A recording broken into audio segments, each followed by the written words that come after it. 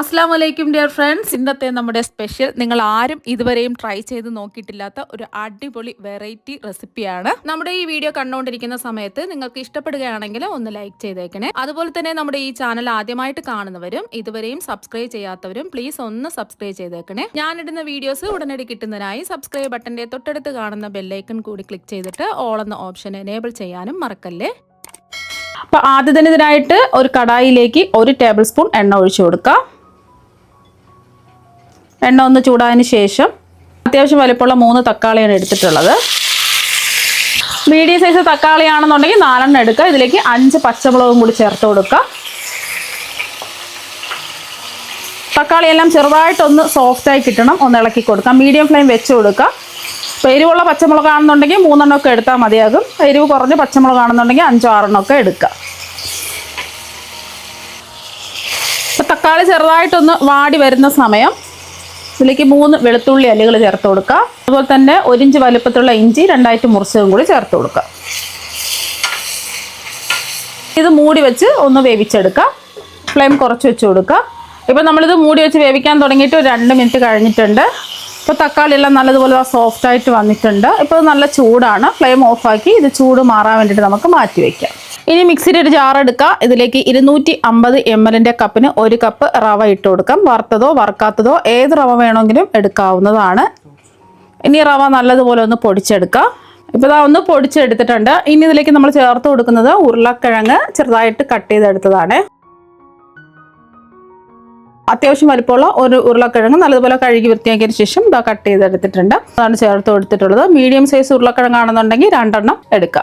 വലിയ ഉരുളക്കിഴങ്ങാണെന്നുണ്ടെങ്കിൽ 1, medium size ആണെന്നുണ്ടെങ്കിൽ 2 ഉരുളക്കിഴങ്ങ് എടുക്കുക. ഇനി ഇതിലേക്ക് നമുക്ക് ആവശ്യത്തിനുള്ള വെള്ളം ഒഴിച്ചു കൊടുക്കാം. എത്ര കപ്പാണ് നമ്മൾ റവ അളന്നെടുത്തിട്ടുള്ളത് അതേ കപ്പിന്റെ അളവിൽ തന്നെ വെള്ളം ഒഴിച്ചു കൊടുക്കുക. 1 കപ്പ് റവയ്ക്ക് 1 കപ്പ് വെള്ളമാണ് ഒഴിച്ചു കൊടുക്കേണ്ടത്. ആദ്യം പകുതി വെള്ളം ഒഴിച്ചിട്ട് ഒന്ന് അരച്ചെടുക്കുക. നമ്മൾ ഒരുമിച്ച് വെള്ളം ഒഴിക്കുകയാണെന്നുണ്ടെങ്കിൽ ഇത് പെട്ടെന്ന് അരഞ്ഞു കിട്ടില്ല. ഉരുളക്കിഴങ്ങ് ചെറിയ കഷ്ണങ്ങളായിട്ട് കിടക്കും. അപ്പോൾ അതുകൊണ്ട് 1 കപ്പ് വെള്ളം ഒഴിച്ച് ജസ്റ്റ് ഒന്ന് അരച്ചെടുത്തിട്ട് വീണ്ടും 1 കപ്പ് വെള്ളം ഒഴിച്ചു കൊടുക്കാം. നമ്മൾ 1 കപ്പ് വെള്ളം ചേർത്തിട്ട് ഇതാ ഒന്ന് അരച്ചെടുത്തിട്ടുണ്ട്. ഉരുളക്കിഴങ്ങെല്ലാം നല്ലതുപോലെ അരഞ്ഞ് കിട്ടിയിട്ടുണ്ട്. ഇപ്പൊ നല്ല കട്ടിക്കല്ലേ ഇരിക്കുന്നത്. ബാക്കി 1 കപ്പ് വെള്ളവും കൂടി ഒഴിച്ചിട്ട് ഒന്നുകൂടി ഒന്ന് അടിച്ചെടുക്കാം.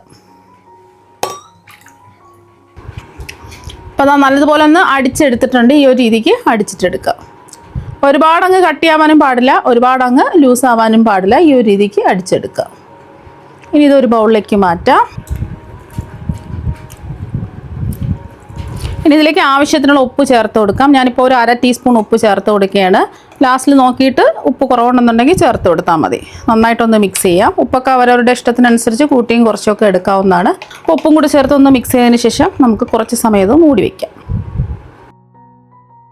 തക്കാളിയൊക്കെ വഴറ്റി വെച്ചില്ല, അതിൻ്റെ ചൂടൊക്കെ മാറിയിട്ടുണ്ട്. മിക്സിയുടെ ചെറിയ ജാറിലേക്ക് ഇട്ട് കൊടുക്കുക. ഇനി ഇതിലേക്ക് 1 ടേബിൾ സ്പൂൺ റോസ്റ്റ് ചെയ്തെടുത്ത നിലക്കടല ചേർക്കാം. ചെറിയൊരു നെല്ലിക്ക വലുപ്പത്തിലുള്ള പുളി ചേർക്കാം. 1 ടേബിൾ സ്പൂൺ മല്ലിയില ചേർത്ത് കൊടുക്കാം. ഇനി ഇതിലേക്ക് ആവശ്യത്തിനുള്ള ഉപ്പ് ചേർത്ത് കൊടുക്കാം. ഞാനിപ്പോൾ ഒരു 3/4 ടീസ്പൂൺ ഉപ്പാണ് ചേർത്ത് കൊടുക്കുന്നത്. അരച്ച് നോക്കിയിട്ട് ഉപ്പ് കുറവുണ്ടെന്നുണ്ടെങ്കിൽ ചേർത്ത് കൊടുത്താൽ മതി. ഇനി ഇതിൽ വെള്ളമൊന്നും ഒഴിക്കേണ്ട ആവശ്യമില്ല. ഇതൊന്ന് അരച്ചെടുക്കാം. ഒരുപാട് ഫൈൻ പേസ്റ്റായിട്ട് അരച്ചെടുക്കരുത്. ചെറിയ തരിതരിപ്പോട് കൂടി അരച്ചെടുക്കുക. അപ്പം നമ്മുടെ ചട്നി ഇതാ ഇവിടെ റെഡി ആയിട്ടുണ്ട്. ഈ ഒരു രീതിക്ക് അരച്ചെടുക്കുക. ഒരുപാട് പേസ്റ്റ് പരുവത്തിന് അരച്ചെടുക്കുകയാണെന്നുണ്ടെങ്കിൽ അത്ര ടേസ്റ്റ് ഉണ്ടാവില്ല കഴിക്കാനായിട്ട്. ഇതുപോലെ ചെറിയ ചെറിയ തരിതരിപ്പോട് കൂടി അരച്ചിട്ടെടുക്കുക. നമ്മൾ ഒട്ടും വെള്ളം ചേർക്കാതെയാണ് ഇത് അരച്ചെടുത്തിട്ടുള്ളത്. പിന്നെ ഞാനിതിൽ ഉപ്പ് കുറവായതുകൊണ്ട് ഒരു 1/4 ടീസ്പൂൺ ഉപ്പും കൂടെ ചേർത്ത് കൊടുത്തിട്ടുണ്ട്. അപ്പോൾ ഉപ്പൊക്കെ അവരുടെ ഇഷ്ടത്തിനനുസരിച്ച് കൂട്ടിയും കുറച്ചൊക്കെ എടുക്കാവുന്നതാണ്. നമ്മളിതിൽ മുളക് പൊടി ഒന്നും ചേർത്തില്ല, വെറും പച്ചമുളകാണ് എരിവിന് വേണ്ടി ചേർത്ത് കൊടുത്തിട്ടുള്ളത്. അപ്പോൾ നമ്മുടെ ചട്നി ഇതവിടെ റെഡി ആയിട്ടുണ്ട്.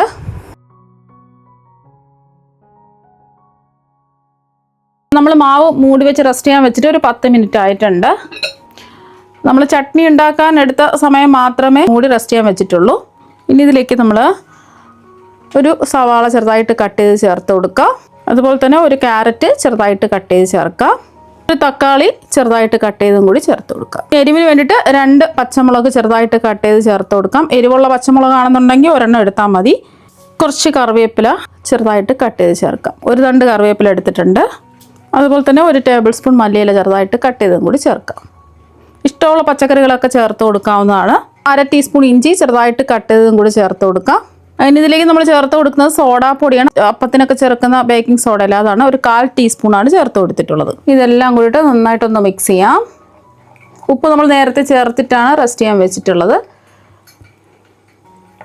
ഇപ്പം ഇതെല്ലാം നന്നായിട്ട് മിക്സ് ചെയ്തെടുത്തിട്ടുണ്ട്. ആണെന്നുണ്ടെങ്കിൽ നിങ്ങൾക്ക് 1/2 ടീസ്പൂൺ ചെറിയ ജീരകം ചേർത്ത് കൊടുക്കാം. ഞാനിപ്പോൾ ചെറിയ ജീരകം ചേർക്കുന്നില്ല. അപ്പോൾ നമ്മുടെ ബാറ്റർ ഇതവിടെ റെഡി ആയിട്ടുണ്ട്. ഒരുപാടങ്ങ് ലൂസായി പോകാൻ പാടില്ല. ഈ ഒരു രീതിക്ക് വേണം ബാറ്റർ റെഡിയാക്കി എടുക്കാൻ.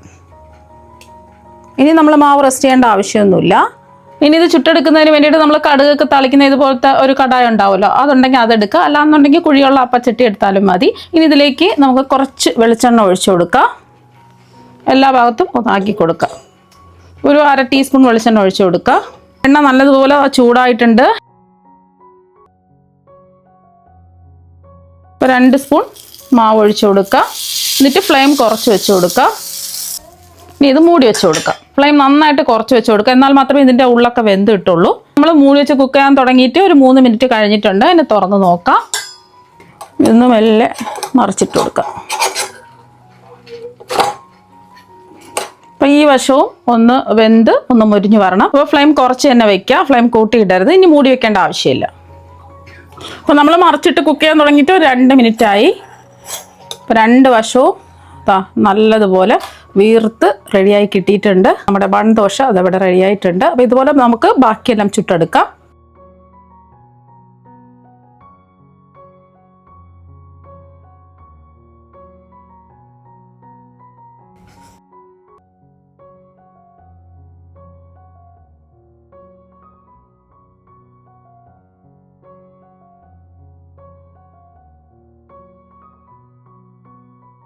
വളരെ പെട്ടെന്ന് റെഡിയാക്കി എടുക്കാൻ പറ്റുന്ന നല്ല വീർത്ത ബൺദോശയും അതുപോലെ തന്നെ തേങ്ങയൊന്നും അരയ്ക്കാതെ എളുപ്പത്തിൽ റെഡിയാക്കി എടുക്കാൻ പറ്റുന്ന നല്ല അടിപൊളി ടേസ്റ്റുള്ള ചട്നിയും ഇവിടെ റെഡിയായിട്ടുണ്ട്.